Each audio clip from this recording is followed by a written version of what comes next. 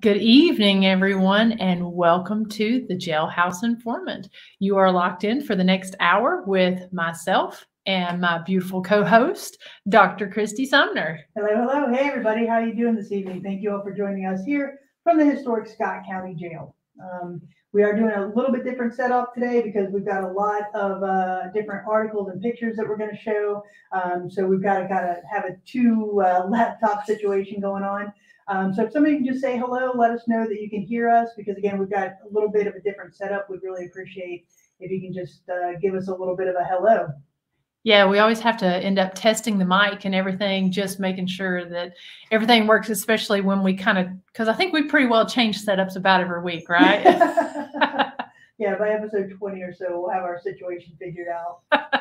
Again, I always tell people this building is built perfect for a jail, not so well for a museum / podcast studio / whatever else we decide we want to use. So, so good. If, like I said, if y'all could just kind of let us know that you can hear us okay, that would be great. And then we'll go ahead and get started here. First off, thank you guys so much for tuning in on our new night. This is our third week that we've done it on a Sunday night. And, honestly, I actually really like it doing it on this night. Yeah, I do as well. So, if you have any questions or anything, feel free to put it here in the comments. Thank you also for confirming the sound. We don't actually have a guest tonight, but we are doing something a little bit special that we'll get to here in just a little bit. But busy couple weeks, right? Yeah, right. It has been a busy couple weeks. And if we look like we're looking at each other, we actually are sitting across the table from each other. So sorry about that. But it has been a very busy couple of weeks. We had a great birthday party, 8-year-old birthday party last Sunday. Had a lot of fun, had a bunch of little 8-year-olds running around here, really exploring the jail, taking a tour of what it's like to be in the jail as both a jailer and an inmate. We had a piñata form and stuff, so it was a lot of fun. So again, happy birthday to the birthday boy. And so that was very interesting. That really kicked off our week last week. It really did. I mean, they got to even go through the full booking experience. We brought them in here. We took their mug shots. We took their fingerprints. We even fed them inside the cells. Yeah. So it was a really cool thing to experience. And so if you want to host a unique party here, whether it be a birthday party, a bachelorette party, a divorce party, if you want to host one of those, we can set up a really cool, unique event for you. It's really interesting because these flashlight tours and these ghost hunts that we do, I think pretty much every one of them, but about one or two have been here celebrating birthday parties. Yeah. So I definitely think, again, reach out on the number listed below or on our website, and we'll customize a birthday party for you. So yeah. So that started off the week, and yesterday we had a lot of fun with the second annual Harold Young Memorial Scholarship Dart Run. For those of you who are just maybe joining us for the first time, this was a fundraiser in honor of Miranda's father, who died a couple of years ago. But he was a Scott County High School teacher. He taught science, pretty much anything science at Scott County High. So what the Young family has done is they created a scholarship in his name, and they give that money each year to a Scott County or a Scott High School student who is going into the field of science. So it was a lot of fun. Yesterday we did, it was in conjunction with the Widow's Sons Masonic Lodge there in Robbins, Tennessee. Her dad was a member of that Masonic Lodge. So we did have a few bikes come out. So thank you to everybody who did come out, and let Miranda kind of tell you about the rest of it. Yeah, so we're working on a video that will come out a little bit later this week that is highlighting all the different fun and festivities. If you're not familiar with what a dart run is, we played a hand of darts at 3 different locations. And so first and foremost, this is the second year. And so this is technically the first year that we were able to give the scholarship to a student that was very, very deserving of it. We had over 15 kids that applied for the scholarship. And so the qualifications, they had to be very active with community service. There had to be a need for the scholarship. Most importantly, they had to be going into the field of science. And so there was quite a few qualifications that they had to make. And this year's recipient, I'm going to go ahead and pull up the picture. This year's recipient was Miss Gracie King. And, she, this young lady, she had quite an impressive background. And not only was she one of the valedictorians and maintained a very high GPA, but she just unbelievable community service that this girl did. And, so she's going to UT to be a nurse, UT, University of Tennessee. And she won the $1,000 scholarship. So we're very excited to be able to present her with that scholarship. It's, again, we're just real excited that we were able to do that. Now, being that it was a dart run, and this was the second annual dart run, the way that's played, again, is you play a hand of darts at 3 different locations. So each person, they paid $20 to play. They went to the different locations. It didn't matter if they were on a bike or in a car. And so this year's winner was Miss Nancy Burke. And I don't remember the exact score, but I know it was a very cutthroat game, and that she ended up winning by 1 point. She did. So, Mashed Thumb, they were one of the sponsors of the event, and they made this really awesome trophy. If you're a motorcycle person, you'll recognize it right away. But they made this awesome trophy for the winner of the dart run. And so, definitely, congratulations to Miss Gracie King. Congratulations to Nancy Burke as being the winner of the dart run. It was honestly just a great day had by all. We didn't, with everything being kind of crazy like it is with, the economy, and I'm telling you, there's no shortage of events here in Scott County on a May Saturday. So cat problems. And so there's no shortage of events and things to do. So we didn't have the turnout that we had originally hoped. However, we do understand that, it's kind of one of those things, you got to pick and choose events that you go to, but you can still donate to the Harold Young Memorial Scholarship. As of yesterday, we raised $560. We're hoping this year or next year to be able to kind of match that $1,000 scholarship. So we will be doing more events throughout the year to try to raise that. But if we did have some people send donations in, so thank you all for that. You will be receiving your thank you cards very soon. But if you would still like to donate, the address you can send it to is 214 Lytton Covered Bridge Road, Huntsville, Tennessee, 37756. And I can, tell you how to address those checks out and everything. And we will have that in the post whenever we post the video. So if you are interested in donating, just reach out to us and let us know, because we do have an address for that. Yeah. So again, great time on Saturday. We had a great investigation team here last night. Departed Souls. We can't say enough about this team. They were just great people, great investigators, had some very interesting evidence last night. So that was extremely fun. And so they did they participate in the study? They did not. I think they were so busy with investigating, they were going to, and they didn't.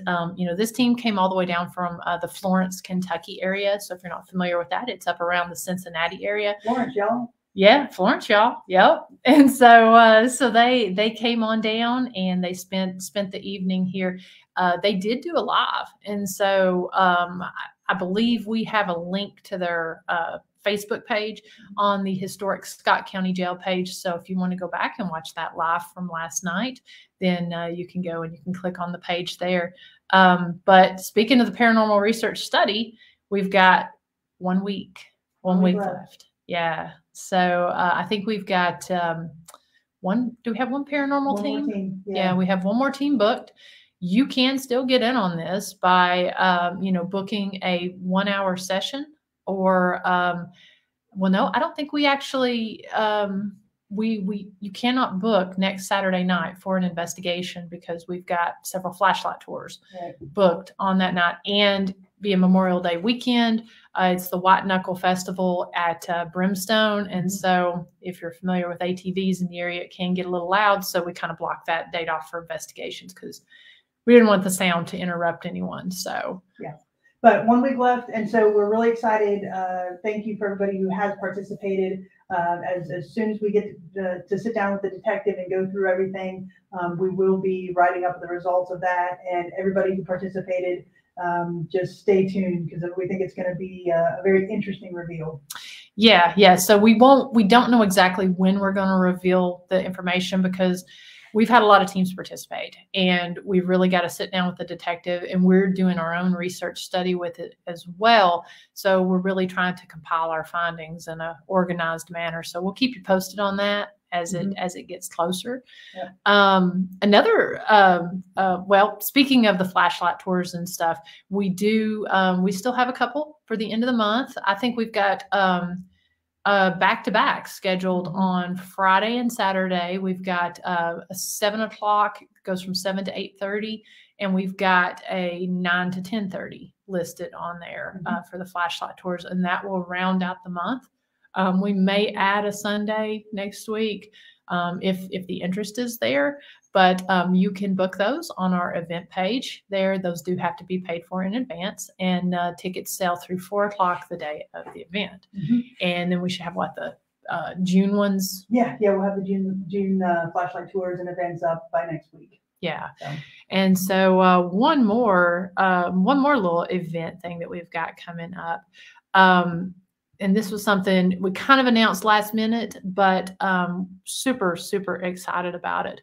We are having a Memorial Day motorcycle ride and jail tour. If I know some of you folks have done the ghost biker rides, and so those are typically haunted rides. This is kind of tagging off of that this year. So this is going to take place on next Saturday, which will be the 28th. And so it's going to be, and this is a motorcycle only event just because, when you're doing these rides and stuff, you can't really have cars mingled in with it. But you can still take a tour of the jail. But this is going to be a 98-mile motorcycle ride. It goes through the beautiful Cumberland Plateau. It's going to start in Harriman. We'll have more information about this, and you can find more information here on the event page. But it's going to start in Harriman, Tennessee. We've got the address listed on there. And it's going to go, it's about an hour ride that we're taking up to R.M. Brooks General Store. R.M. Brooks is in Rugby, Tennessee. They are celebrating Biker Appreciation Day there. And that's going to actually run from 8:30 in the morning up until 5 that evening.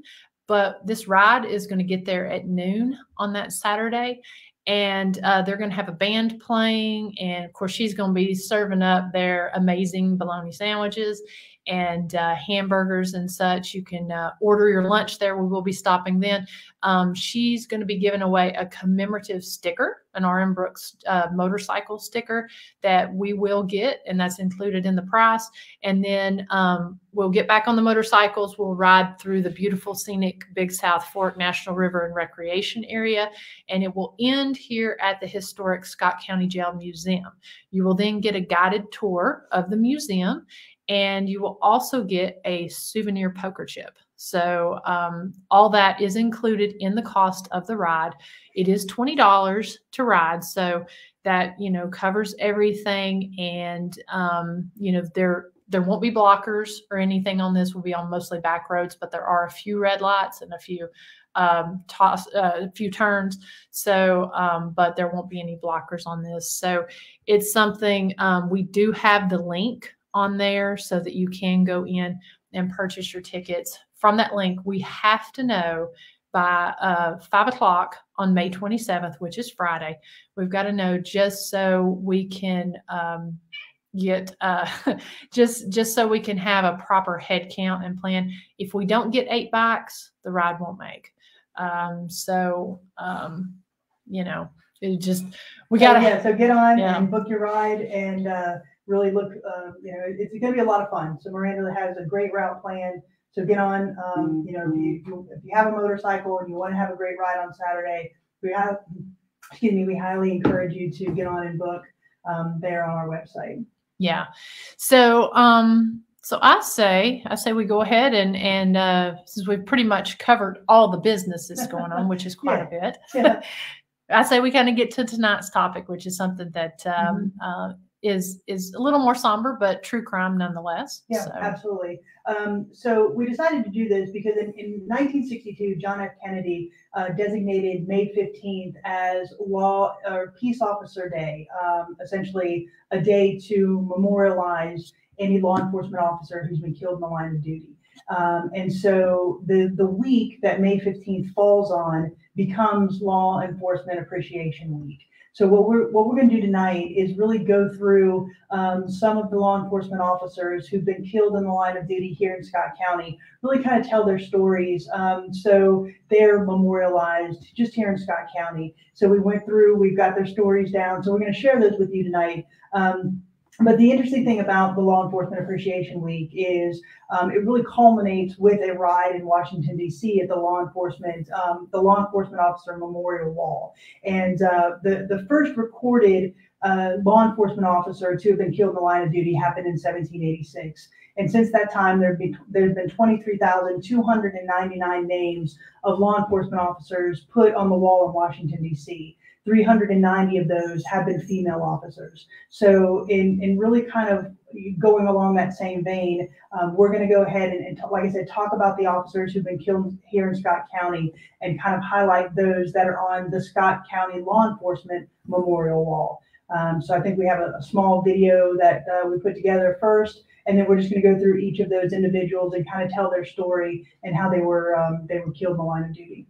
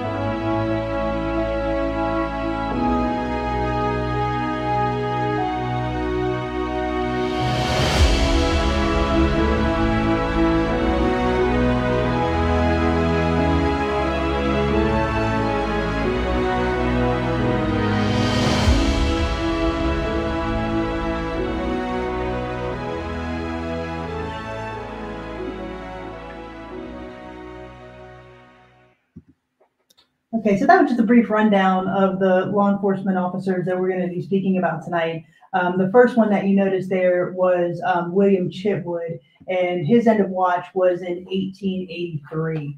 And some of the stories that we're going to be talking about, they're very interesting, right? Scott County has some very interesting stories. So in 1883, Deputy William Chitwood, he was shot and killed near Chitwood Station, Tennessee. And what's interesting about this is after he was shot and killed, the killers actually put his body on the railroad tracks, and he was struck by the Cincinnati Southern Railroad train because the killers thought that it would mangle his body so badly that they wouldn't know that he had been actually shot and killed. However, the train didn't really do that much damage to his body. So when they found it, they found out that he had been shot and killed. It is still an unsolved mystery as to who killed him, but he was a Scott County Sheriff's deputy and a federal revenue officer in the eastern portion of Tennessee for several years before he was actually killed. So a very interesting story on that one. Let's see, and I'm looking to make sure that I'm not okay, because we've unfortunately, we had quite a few of these officers here, 14 in total, and so I'm just making sure that I have everything on here. Yeah, that I have them in order here. So so the next one is in 1890, and that is actually a double end of watch, and that's Andrew Adkins, or what the paper says in some is Adams, but from what we found from our research, it was Adkins, and John Riley Newport. Both of those had been summoned to the J.W. Walker's Saloon to arrest Coffee Cordell and John Davis.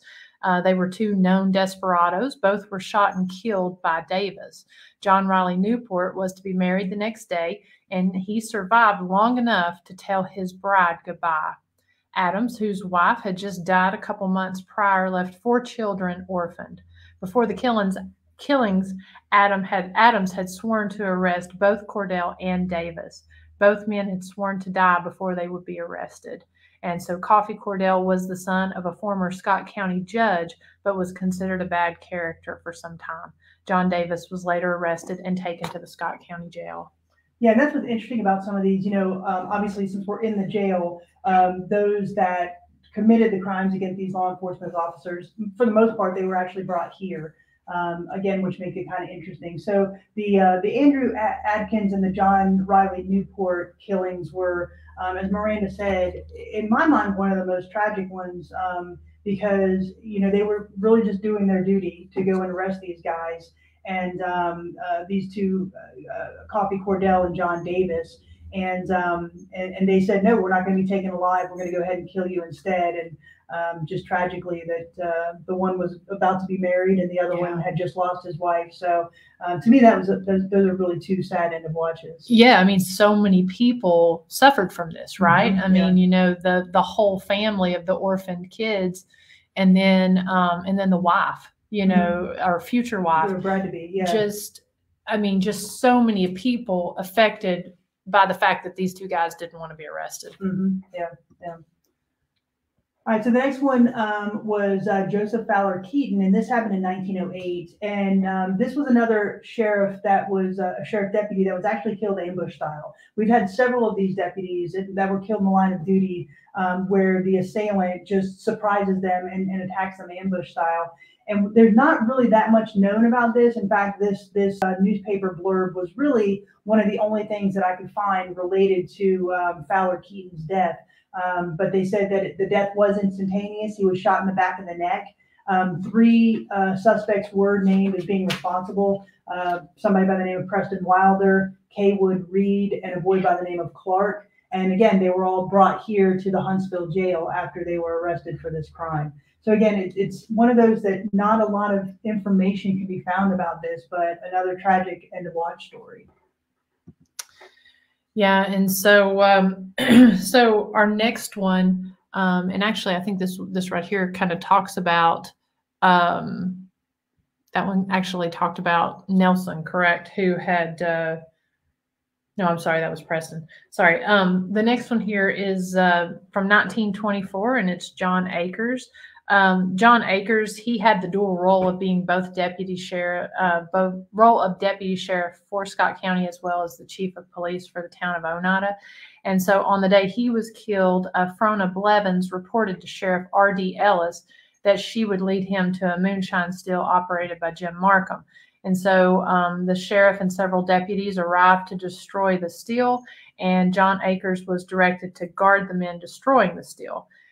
As the work had started, someone fired from a nearby brush and killed Akers instantaneously. Searchers were organized to find the killer, but no one was apprehended.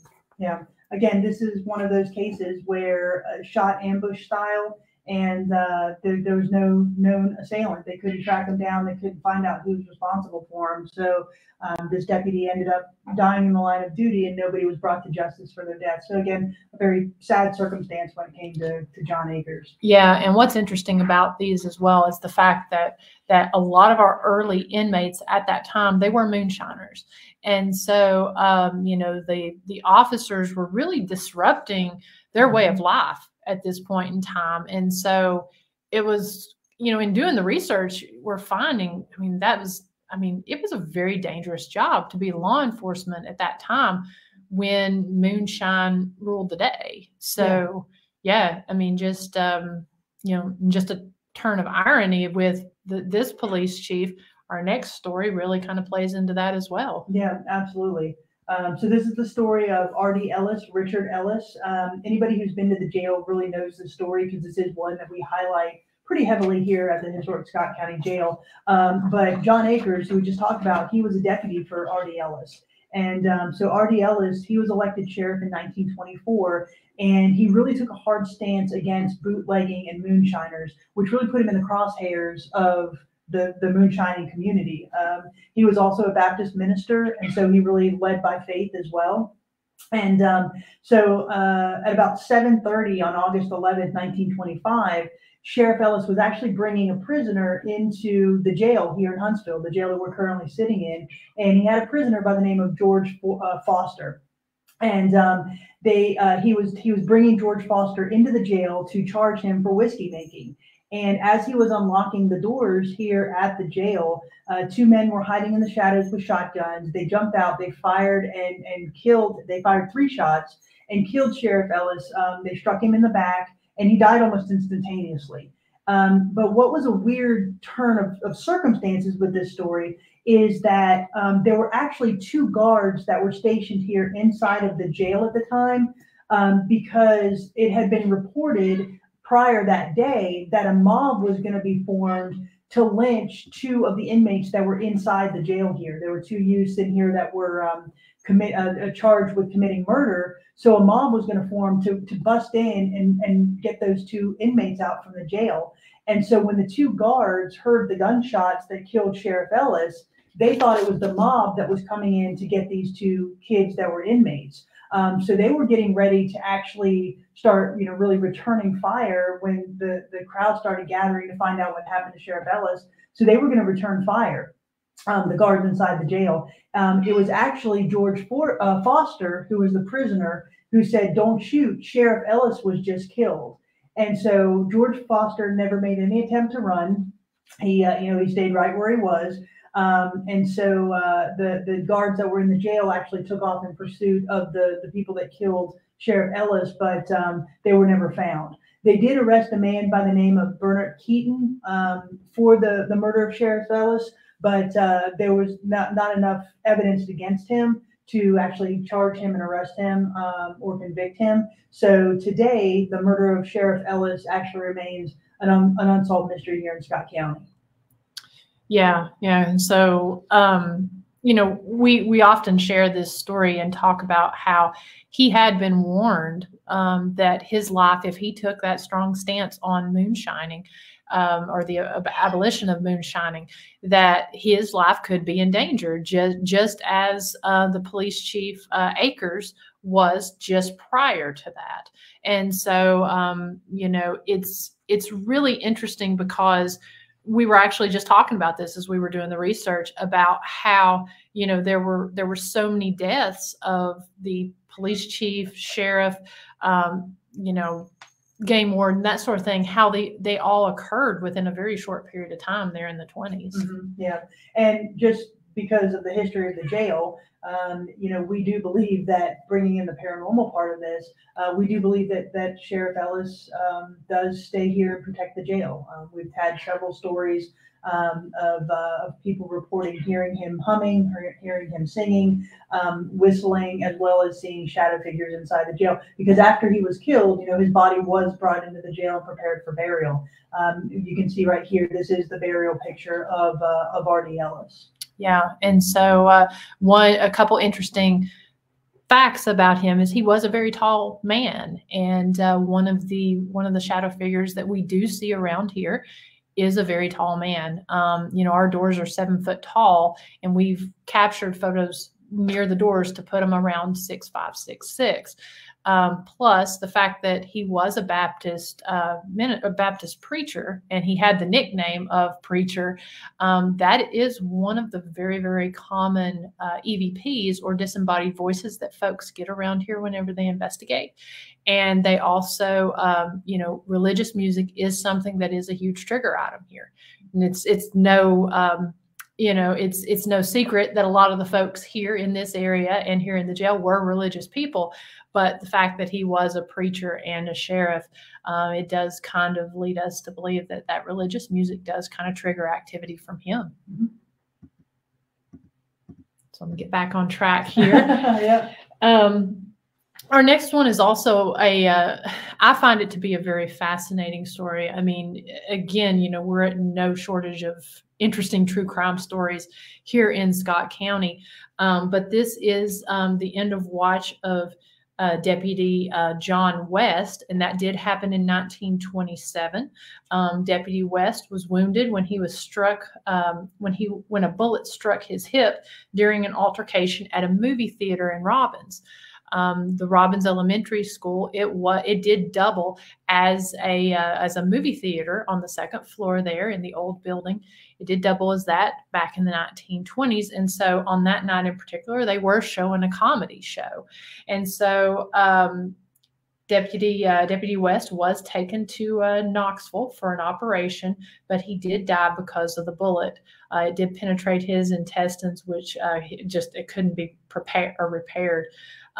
John West was shot by another Deputy Ben Fowler. And so he was actually one of the only inmates here to truly be executed by the state. It was a sanctioned execution, and he did die of electric chair in Nashville. Fowler was at the movie theater. He was at the movie theater because he had been asked to preserve order during the movie. And then during the movie, some children had started laughing. So Deputy Ben Fowler told them that he would arrest them if they wouldn't be quiet. He then looked at the local doctor, Dr. Faust, who had been sitting close to the children, and said, that means you too, big boy. Well, Dr. Faust did smile, and he said, he just really didn't take the threat seriously. He's been quoted as saying, Ben, you wouldn't do that. And so Fowler drew his gun, shot Dr. Faust in the face 5 times, and killed him instantly.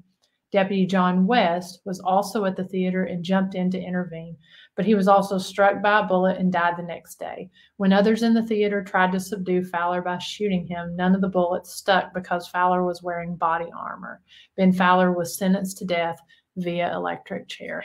And so, in looking at some of the different history of Ben Fowler, he was called 6-gun Fowler, and he was known to carry 2 6-shooters on his side and wear full body armor. And so when fire was returned to him, the body armor is what protected him. He was also known to bring in a lot of moonshiners, and from some of the different accounts, he was actually a pretty bad partaker of the moonshine as well. And he had also been known to have killed 5 other moonshiners previous to killing this deputy. So just a interesting story. And just to kind of hit on the paranormal aspect of it, I went to Robbins Elementary School where the movie was shown, and our librarian that, throughout my time there, and especially throughout her time there, she would often share the story of this and talk about some of the residual hauntings and stuff that was experienced in the building before they tore it down.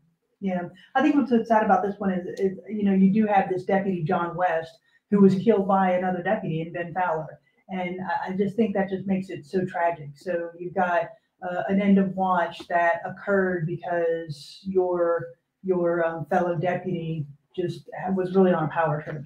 So I think that's what really makes this one pretty sad in my mind. And the loss of 2 deputies. Yeah, absolutely, the loss of 2 deputies. Because Ben Fowler was executed pretty quickly, almost 2 months after this. So it was a pretty quick execution, as it should have been. All right, so our next one, this is Levi Birchfield. This happened in 1928. And again, this is another interesting story out of Scott County, tragic yet interesting. So Levi Birchfield was the officer, and in May of 1928, he arrested a guy named Pemberton in Oneida because Pemberton was smuggling whiskey. He took a gallon of whiskey from Pemberton's trunk and took him to trial. And during the trial, a man by the name of Lindsey Phillips actually ended up stealing the whiskey and taking off with it. And so Deputy Birchfield, he tracked down Lindsey Phillips and arrested him and charged him with transporting whiskey and fined him $50. And so Phillips said, okay, well, if you'll take me to my dad's house, I can get that money for the fine and I'll pay you right there. So Deputy Birchfield said, fine. So they went to the house, and when they went inside, the senior Phillips, he heard a gunshot. And when he went to investigate, he found Officer Birchfield dead instantly on his kitchen floor. So they did arrest Lindsey Phillips for the murder of Officer Birchfield. But during the trial, Phillips stated that Birchfield had been drinking, and that when they went into the house, that Birchfield was actually going to pull a gun on him, on Phillips. And so that the officer was going to attempt to shoot him. So he shot first in self-defense. They did go to trial. He was tried for the murder. Again, he claimed self-defense, and it only took the jury about 20 minutes to acquit him of murdering Officer Birchfield. So again, one of those interesting, tragic stories that really has come out of Scott County. Yeah, he said kind of situation. Yeah, absolutely. It was a he said officer dead type of a story. Yeah, absolutely. I mean, because dead people can't defend themselves. Yeah, you know, at that point. Exactly. So nobody knows really what happened, but the jury did acquit Phillips of the murder. Wow. And so the next one, this is one that actually I've seen several different articles in the paper recently about this, and we'll kind of get into that as we get into the story. But this one is on Lindsey Phillips, which was in 1936.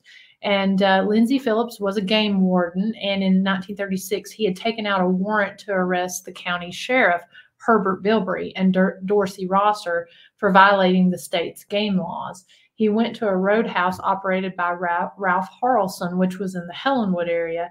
And at the roadhouse on that day, Dorsey Rosser, owner Ralph Harrelson, Sheriff Bilbrey, Circuit Court Clerk Manford Sexton, and Lee Shootman, they were all there at the roadhouse on that day. Witnesses said that Phillips started to draw his weapon, and when the shooting started, Phillips was struck 16 times. Dorsey Rosser and Ralph Harrelson were charged with the shooting and taken to the Huntsville jail. Sheriff Bilbrey refused to discuss the incident with anyone, so it's really unknown exactly what happened, and information about the shooting has basically disappeared. Both Ralph Harrelson and Dorsey Rosser were acquitted of the murder, and Dorsey Rosser later went on to become a sheriff of Scott County, actually multiple times. Mm-hmm. You know, what's fascinating about this one is the story really kind of started to resurface because our current game warden is a relative mm-hmm. of Lindsey Phillips. Right. Yeah. So, you know, again, we are talking about rural Tennessee. And so you have a lot of families that are kind of intertwined here, and a lot of stories that are intertwined here. So the fact that you've got the game warden taking out an arrest warrant on Sheriff Bilbrey is one in and of itself extremely interesting. But then you've got all of these essentially bigger name players in the county who were there that day. The sheriff, you know, Dorsey Rosser, the circuit court clerk was there. So they all kind of essentially covered for each other because nobody actually knows what happens. There's very, very few articles about this particular murder. But, you know, as Miranda said, nobody was brought to justice for this. They were both acquitted, and Dorsey Rosser becomes the sheriff later on. Just really kind of interesting. Yeah, we actually, too, to kind of put a paranormal element into this again, we did have a team here it was a couple months ago, a team out of Nashville area. You know, they always come to us and tell us if they get some interesting names. Plus, we have a timeline that's got all the sheriffs, all the different significant events here at the museum. And so one of the names that the people had gotten was the name Herbert, which is not a very common name. And so when they got the name Herbert, I said, well, we went in, we looked at the timeline, and it's like we did have a sheriff named Herbert Bilbrey. And so I kind of started researching on it, and I only found the one article that talked about the murder and talked about being served the warrant and that sort of thing, and couldn't find anything else. So it's really interesting that they did get that whenever they were doing their paranormal research. I think there's a bigger story that somebody wants to tell. Mm-hmm. Absolutely. That is another, like I said, the fact that there's no information about it when all of these people were there. That's the most interesting part. Hanging out at the bar. Yeah, hanging out at the Roadhouse. Absolutely. Yeah. Okay. And that's that one. Yeah. Okay, so this is actually two deputies lost their lives on the same day in this one. This was in 1962, and the end of watch of Alvin Jeffers and Levi Harness. Levi Harness is actually the one that's pictured here. But so what happened is we've got some Scott County Sheriff's Department officials. They're going to the house of Bill Dingus, and he and his wife were wanted for various things. Bill Dingus was wanted for violating probation and non-support payments to a previous wife. And his wife, Flonnie Dingus, was wanted for obtaining money under false pretenses. So you've got some Scott County officials and officers going to the house of the Dinguses. And when they knocked on the door, there were shots that started to be fired from the inside. So you had Constable Alvin Jeffers and a guy by the name of Officer Goad and Officer Massengill. They were standing on the front porch when the shots were fired. And Alvin Jeffers was struck 3 times. And so Officer Goad and Officer Massengill decided we're going to take him to the hospital. So they told Officer Levi Harness and another deputy by the name of Officer Chambers to guard the house. Don't let anybody out of the house. And so while they took Alvin Jeffers to the hospital, he actually ended up dying en route to the hospital. But at the same time, while Levi Harness was watching the front of the house, the Dinguses came out. They shot Levi Harness 3 times, one striking him in the head and killing him. And then they took off on the run. So they were on the run for several days. The Dinguses, you'll see them pictured here. They were on the run for several days, and their kinfolk said, "You need to turn yourself in." So they said, "We'll turn ourselves in, but we don't want to go to the Huntsville jail. So you can come and get us. We're going to be here at this time." So they did end up turning themselves in. And they both were tried and convicted of 2 counts of murder. Bill Dingus was 70 years old at the time, and his son was 40. They both received 20 years for each conviction. Bill Dingus actually ended up dying in 1970 while in prison, but his son Arthur was paroled in 1971. So again, a very, very tragic story. You've got 2 deputies. Actually, multiple deputies who are going to just do their jobs, and they're caught in the line of fire, and 2 of them actually tragically were killed. And what's kind of crazy to me, other than the deputy that was executed in the electric chair, obviously there were some that weren't ever found that are unsolved mysteries, but it's interesting to me that these people who committed these crimes, they really didn't get very much time. Mm-hmm. Yeah. I know. I'm not sure why. I haven't researched it fully as to why, Arthur Dingus was paroled in 1971 when he got 20 years for killing 2 officers. That really doesn't make any sense to me.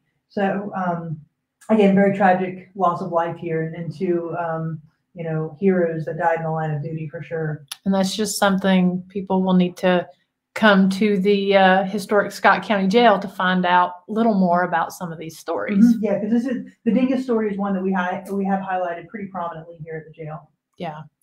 And so our next one is, it comes from 1964, and it's Deputy Sheriff Earl Cougar. He was shot and killed as he and another deputy investigated a disturbance in the Elgin community. They had responded to the area after receiving reports that a man had threatened several people with a shotgun. They went to the man's home to question him, but the man's wife said that he wasn't there. The man suddenly emerged and shot Deputy Cougar and killed him. The man was arrested 1 hour later and charged with Deputy Cougar's murder. Didn't really see a whole lot on this one as well. Yeah, no, this is one that, there's just maybe 1 or 2 articles on, and that's it. Deputy Cougar, he is pictured here. He's the one on the right, holding the moonshine here. So he was, a valuable member of the law enforcement community, and yet you've got another senseless shooting and an end of watch. But to your point, not a whole lot of written documentation on his death or what happened to the person who was arrested.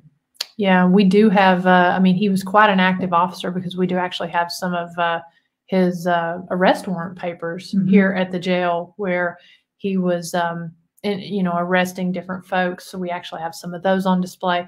And that's actually quite a common picture that we're showing right there on the thing throughout the jail. We've got pictures of officers with just gallons upon gallons of whiskey and moonshine. Yeah, it is. So, like I said, just very, very tragic story again. Okay, so this story, we're going to be kind of delicate with this one. This is a story in Scott County that has a lot of different facets and a lot of different sides. So really what we're going to do is just tell you the facts as we have them through newspaper articles and magazines that we've read. But, we still have family members of John Yancy who are alive, as well as the perpetrator of his death. So we're just going to kind of go through this one, but this one is a very delicate story. But we do have it highlighted pretty prominently here at the historic Scott County Jail.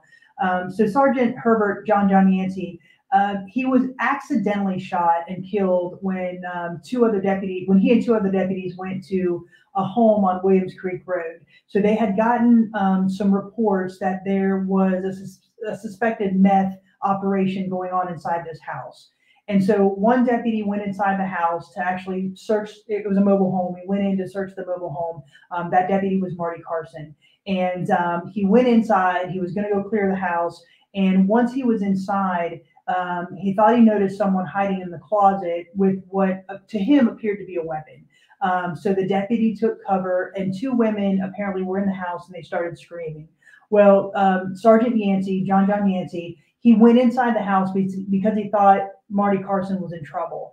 And as soon as he entered the house, Deputy Carson stated that he thought John Yancy's silhouette was actually an armed suspect. So he fired 1 round.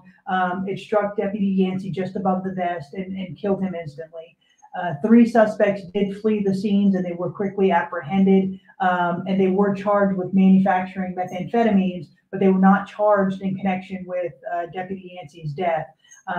So there was no criminal charges brought against anybody with regard to John Yancy's death, but there were civil suits that were brought against Marty Carson in the sheriff's department. And in those, Marty Carson was found guilty civilly of causing the death of his partner, John Yancy. So as I said before, this was a very, very high profile case because Marty Carson was the son of the sheriff, Jim Carson at the time. So there was a lot of different rumors and speculation as to if it was really an accident or not. This article was kind of front page news for a long time. It was actually featured in the September 2008 GQ magazine as a featured article, and it really kind of goes through all of the kind of walks you through what happened, the conspiracy theories, and so on and so forth. So nobody, like I said, nobody was criminally charged for this murder, but civilly they were held responsible.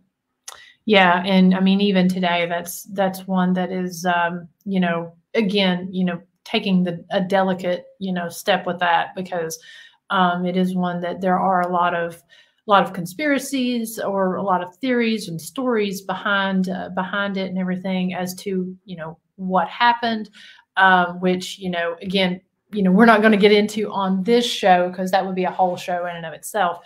But we do, as Christy said, we do have this one highlighted very thoroughly here at the jail. And it was one, it was actually kind of hard to find a lot of articles on until we started kind of going through all those donated newspapers. We were able to find a little more information on it. I remember when it happened back in 2003, it was on Thanksgiving. And so I remember being at my aunt's house and hearing the sirens come, during Thanksgiving dinner. So, yeah, very, very interesting story. Yep. And so, our last one, and this is one, this was our last and final officer. This is one who actually, he did not pass by, being killed or murdered in the line of duty by a person per se, but this is Sheriff Mike Cross, and back in 2013, he actually ended up dying of cancer. And so he was on duty, and from the reports that we've heard, he never quit working while he was doing that and while he was going through his treatments, but he did end up having an end of watch by passing of cancer. Yeah, that happened in 2013. And, he was such a great sheriff for the county of Scott County. He has been recognized by the Tennessee House of Representatives and the Tennessee Senate, as well as Tennessee senators, as being a great officer and really a dedicated officer to Scott County. And so they did recognize him for his sacrifice and his service. Even though he wasn't killed in the line of duty, he did have an end of watch in 2013. Yeah. And so I know for several years, the Relay for Life, I participated in a run here, and it was the Sheriff Mike Cross. It was to raise money in his name. So for cancer and research and such. So definitely a very beloved officer here in the community as well. So, just looking over the comments and everything, I know a lot of you heard Sally. She seems to, anytime we're given a tour or anytime we are sitting on a podcast and not, we're talking, she feels she needs to interject as well. But again, we didn't pull the comments up while we were doing the video presentation and such. So I'm kind of catching up on that over here. But, thank you all so much for your kind words and for, listening to our presentation on these 14 officers who had an end of watch here in our community. And what's also interesting is when we were going through this, there wasn't really a place that we could find that had all of these officers listed. And we really did want to showcase them here at the Historic Scott County Jail. So we did put together a very robust timeline of when each of the sheriffs were elected, when each of these deputies had an end of watch. And so if you come to the Historic Scott County Jail, you will see this 8-foot timeline of all of these important dates that we feel are important. And they're represented here at the Historic Scott County Jail. We've also turned it into a postcard. So if you come to the Historic Scott County Jail, or if you're from Scott County and you just want this as a reference or maybe a teaching tool, if you're a teacher here in Scott County, you can come by the jail, and we do have these here in our gift shop. But it really outlines, like I said, when sheriffs were elected, when we had end of watches. And so we just feel it's a really interesting and unique tool and something that you can find here at the Historic Scott County Jail. Yeah, it was a lot of fun to put together, as far as graphically, but also being able to find all that information, because you just can't find it all in one place here. So it took a lot of time and effort to get that put together. All right, and there's Sally's cameo. So. Thank you, Vicki. We appreciate that. Yeah, it really, like I said, it kind of coincides with Law Enforcement Appreciation Week. That week did end yesterday, but we really just kind of wanted to highlight some of those stories, because not a lot of people know them. Even people that live here in Scott County, they may not know all of the deputies that have lost their lives in the line of duty. And if they do, they may not know the whole story. So we did just go through a brief summation of those end of watch stories. But if you come to the jail, you can definitely look at all the articles and artifacts that we have and really get some more information if you'd like to know more about any of them. Yeah, and that's something we're continuing to work on, find more information on, and put together. I just got to say, there is a beautiful police memorial, or sheriff and police memorial. You did see that there in the video, and that is located in the John Yancy Memorial Park over near Scott High School, across from the Justice Center here in Scott County. And so they do have a nice little park named in his honor with a memorial there. So, So definitely, if you're in the area, stop by and check that out. But honestly, growing up here, I was really, I didn't know about all of the officers, and I didn't realize for such a small town here or a small county here in Tennessee, I didn't realize we had, 14 officers that had been killed in the line of duty. Yeah. So again, thank you all for watching. We really do appreciate it. And maybe we'll just go ahead and play that video one more time if you've got it up. We'll just end with that. But as Miranda said, we do have a lot of things coming up, as we said at the top of the hour. So if you're interested in the motorcycle ride, the Memorial Day weekend ride, please go to our website. All of the information is there, and just sign up to ride. It's going to be a fun day. You're going to get some really cool things. You'll get to see the jail. You'll get a poker chip and some stickers. And so it'll be a lot of fun. And if you want a flashlight tour here in May, go to our events page. You'll find all the information there as well. And yeah, just keep watching our event page for all the different things we've got coming up. Yeah, and please, if you don't mind, please share some of when we post these events and stuff. We're trying to reach a very large audience if we can, and spread the word of what we're doing. So if you don't mind, please share our motorcycle ride that's coming up, because we feel it's a unique event. It's going to be about 4 hours in length, and so you're going to get a lot of bang for your buck. And it's just going to be a great day, because there's multiple businesses that will end up benefiting from this, with R.M. Brooks and with the jail and that sort of thing. So, again, just keep an eye out for the page. We're going to go ahead and pull the video up. Yeah, thank you everybody for watching. We'll go ahead and play this video one more time. Thank you to all of the men and women who wear the uniform, and thank you for your service, for everybody who is in the armed forces as well. Thank you.